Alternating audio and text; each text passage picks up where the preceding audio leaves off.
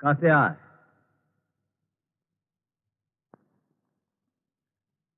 কি নাম? আগে ফসল মিয়া। রাজামশাই।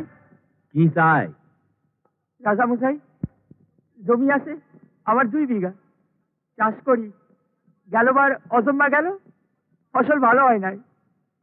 ঘরেতে বউ আছে, ছেলেপুলে আছে, দুবেলা খাবার জোটে কি জোটে না, তার উপর মহাজনের সুদ। খাজনা দিতে গেলে তো আর বাঁচবো না রাজামশাই। রাজামশাই, আপনি ওদের বাপ মা একটু বিবেচনা করেন, নইলে না খেয়ে মরে যাবো। সভাকবি মহারাজ। হয়েছে রচনা? হ্যাঁ জাহাপনা। তাহলে তুমি করো তোমার কাজ। ফজল মিয়া, শোনো মন দিয়া। বাকি রাখা খাজনা মোটে ভালো কাজ না। বাহ, বাকি রাখা খাজনা মোটে ভালো কাজ না।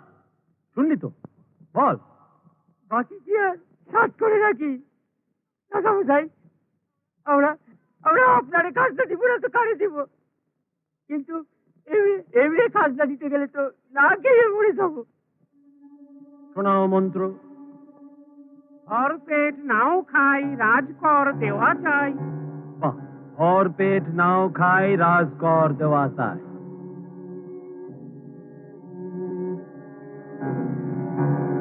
চাই যদি জাত প্রাণ, হীরকের রাজা ভগবান। এটা নিয়ে যাও যন্তর মন্তর ঘরে। রাজামশাই, রাজামশাই, রাজামশাই। কাছে আয়।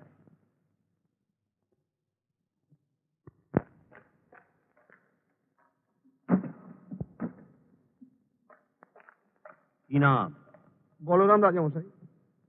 বলরাম, কি বলার আছে বলো। আমি খনির মজুর রাজামশাই। বড় মেহনতের কাজ, এক নাগারে কাজ করে আর সহ্য হয় না, দেহ টনটন করে রাজামশাই। মজুরি পাস না? তাতে পেট ভরে না রাজামশাই। তারপর পেয়াদার চাবু পেটে খেলে তবে না পিঠে সয়। কে কয়?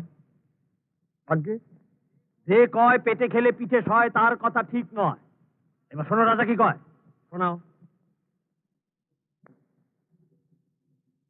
যে করে খনিতে শ্রম, যেন তারে ডরে জম।